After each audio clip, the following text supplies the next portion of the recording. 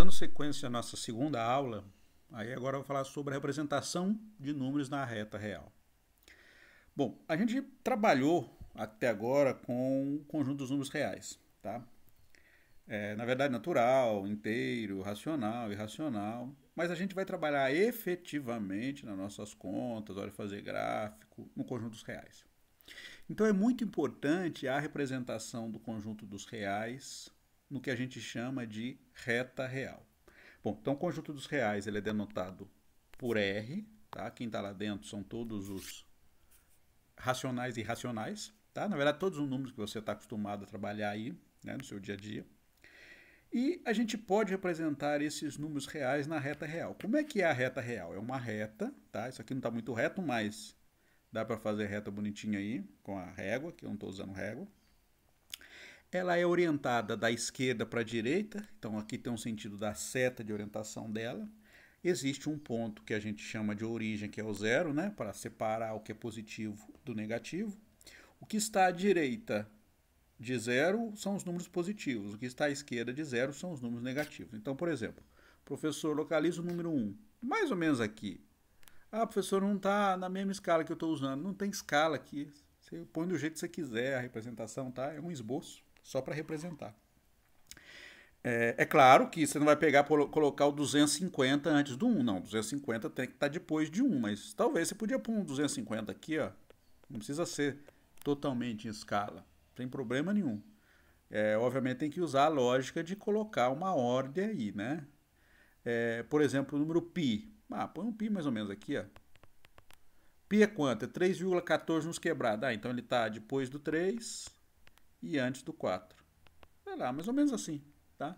Professor, e os números negativos? Então, à esquerda de 0, menos 1 aqui, menos 7 aqui, menos 40, mais ou menos aqui, não está a escala. Estou falando que não tem importância, tá? Só para fazer representação.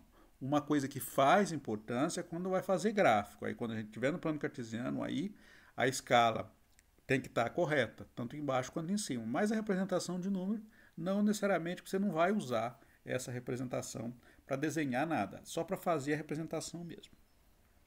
Bom, e a gente vai agora trabalhar com intervalo. O que é o intervalo? O intervalo é um conjunto de pontos continuamente desenhado ao longo da reta, tá? Então, por exemplo, eu trabalhar com o intervalo 0, 1. Ó, o que quer dizer aqui? Então, eu vou pegar todos os números que estão entre 0 e 1. 0, eu marco 0 aqui e marco 1. Então, quem que é esse intervalo? É todo mundo que está lá dentro. Fala, professor, eu já vi o intervalo representado assim ou assim. Qual a diferença? Então, vamos lá. Então, a gente pode definir o que a gente chama de conjunto aberto dentro do conjunto dos reais. O que é o conjunto aberto no conjunto dos reais? Ou o conjunto aberto em geral, quando a gente tem um intervalo aberto. É aquele intervalo no qual os limites não fazem parte do intervalo. Então, por exemplo, no intervalo 0, 1. Quem é o intervalo 0, 1 aberto? A gente denota assim, ó, com este símbolo. E nesse caso, a gente está dizendo que nem o 0 nem o 1 fazem parte do intervalo. Todo mundo entre 0 e 1 faz. Por exemplo, 0,3, raiz de 2 sobre 2, está aqui dentro, né? Então, você tem uma infinidade de números lá dentro. Mas o 0 e o 1 não fazem parte. A gente denota desse jeito. Então, a gente diz que o intervalo é aberto. Como é que a gente representa esse intervalo aí na retinha real? A gente marca o ponto 0, ponto 1 novamente, pinta todo mundo entre 0 e 1, né? Está pintado aqui em azul bonitinho. E o ponto 0 e o ponto 1 a gente marca com uma bolinha aberta para dizer que eles não fazem parte do conjunto, tá? Ou assim também, ó. Também é uma notação possível, existe, a gente pode usar. Como é que é isso em linguagem de conjunto? Então, isso aqui, né, o intervalo 0, 1, são x pertencente aos reais, tal que x é estritamente maior do que 0, é estritamente maior, tá? Vou até apagar aqui, pôs um igual aqui, não, estritamente maior que 0 e estritamente menor do que 1. Olha que bonita a representação dele.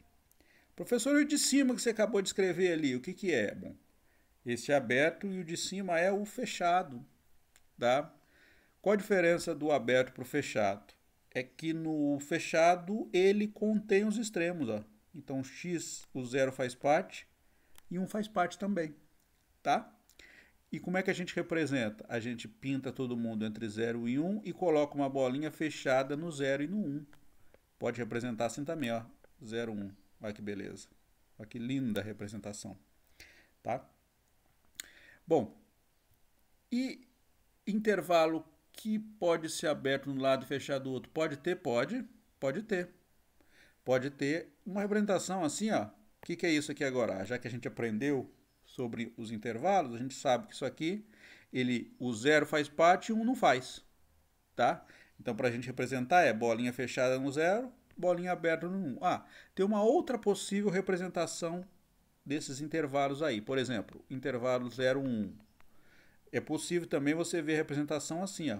A mesma representação 0, 1, para dizer que nem o 0 nem o 1 faz parte. Eu não gosto desta anotação, mas eu não gostar não quer dizer que ela não exista. Ela existe, tá? Então é possível de você ver essa anotação assim para indicar o intervalo 0, 1. Tá bem? Qual a vantagem de indicar desse jeito aqui, talvez, para algumas pessoas que usam? Falar, posso confundir este 0, 1 com o par ordenado 0, 1. Mas se a gente está trabalhando com intervalo, não tem condições de isso ser interpretado de maneira errônea, tá? Então, como é que você também poderia representar isso na reta real? O gostoso, o bom de fazer, usando a bolinha, tá? Ó, não tá lá dentro. Existem outras representações? Tem. Pode fazer assim, ó. Possível também, ou assim. Aí vai do gosto. Qualquer uma das duas pode ser usada. E aí você fala, professor, eu aprendi usando esta forma aqui, eu estou acostumado a fazer assim. Faz assim. Ah, eu aprendi a fazer assim. Faz assim. Ah, eu aprendi usando bolinha. Beleza, igual eu faço. Tá? Então, você escolhe, não tem problema. Todas elas estão corretas. Então, esse intervalo, ó, fechado em 0, aberto em 1. A gente não pode classificar esse intervalo nem como aberto nem fechado, tá? Ele é aberto de um lado, fechado no outro, então ele não tem classificação. Agora, sobre conjuntos limitados e ilimitados. O que é um conjunto limitado? O conjunto limitado é aquele que o limite inferior é um número real, um número mesmo, e o limite superior também é um número. Então, ó, este aqui é um exemplo de conjunto limitado, um conjunto limitado aberto. Tá? Por quê? Ele não contém o menos 2 nem o 2, mas é limitado por quê? Porque na parte de baixo é um número, menos 2, na parte de cima é um número 2, tá? Então ele é limitado. X pertencente aos reais, tal que x maior do que menos 2 e menor do que 2.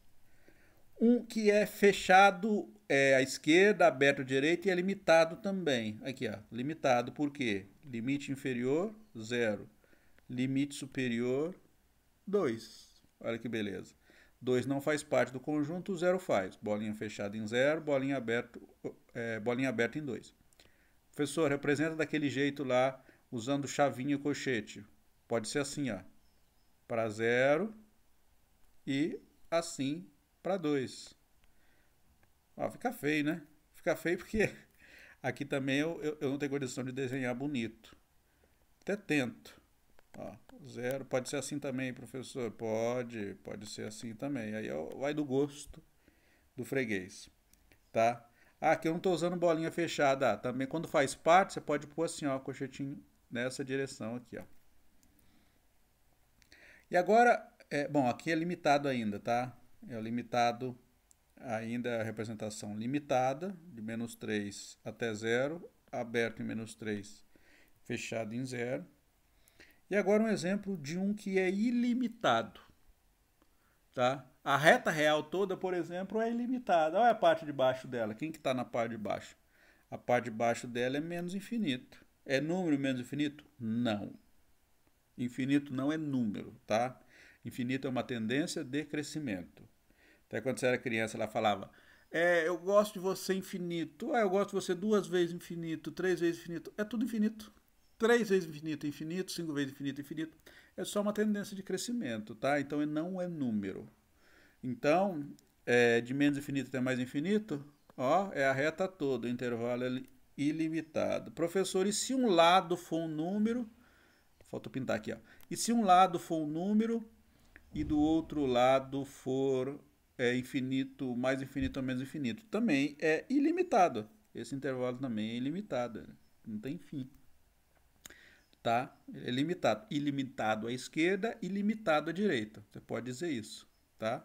Ilimitado à esquerda, ilimitado à direita. Aqui é 1 e não 4, tá? Ó, 1, 1. Tá bom? Olha que bonito.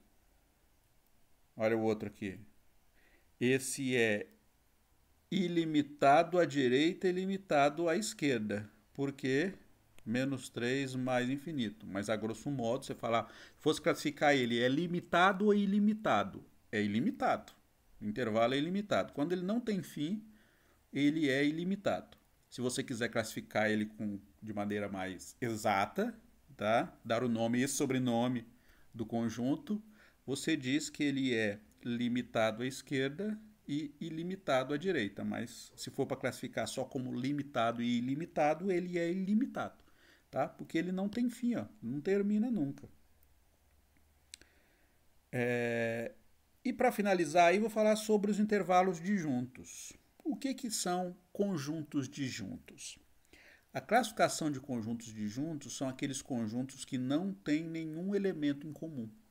Então a gente diz que dois conjuntos são disjuntos se a interseção entre os dois for vazia. Então, ó, A e B são disjuntos se acontece o que? A inter B igual a vazio. Se ele não tem nenhum elemento em comum. Olha que beleza. Assim que a gente representa. Professor, faz aquele diagraminha usando bolinha para nós? Faço, ó. Então, A, B. A, B. Tem interseção aí? Você está vendo a interseção aí? Não tem, né? Eles são disjuntos porque eles não têm nenhum elemento em comum. Olha que beleza. Olha que delícia. E como é que a gente representa intervalos disjuntos na reta real? Bom, intervalos disjuntos na reta real não tem pontos em comum. Então, se você for fazer a representação, você vai ver que tem pelo menos um buraquinho entre eles aí, ó. Tá? Nesse caso aqui. Ah, pode ter intervalos disjuntos que não tenha buraco? Tem, pode ter. Pode ter a seguinte situação. Aqui, claramente, ver um buraco é disjunto. Mas, por exemplo, você pode ter a seguinte situação, ó. O intervalo A de 1 até 2. 2 não faz parte do A. E o B de 2 até 7. Então, vou marcar aqui, ó. O 1, bolinha fechada. Vou fazer bolinha. O 2, bolinha aberta para o conjunto A. Então, o A vai ser todo mundo aqui. Tá? O B, bolinha fechada, verde aqui, ó. Fazer a bolinha fechada. Pinta todo mundo e vai até 7. Tá vendo aqui que o B e o A são disjuntos, mas quando você juntar os dois, né? Eles, vou representar os dois aqui, um complementou o outro, então pode ter a situação que nos intervalos disjuntos há a combinação entre eles e dê um intervalo contínuo, pode acontecer. Que eles, mas nesse caso aqui é só um ponto em que eles estão próximos, né? Depois o resto eles estão muito longe. Então, agora uma representação mais geral de intervalos disjuntos é assim, ó.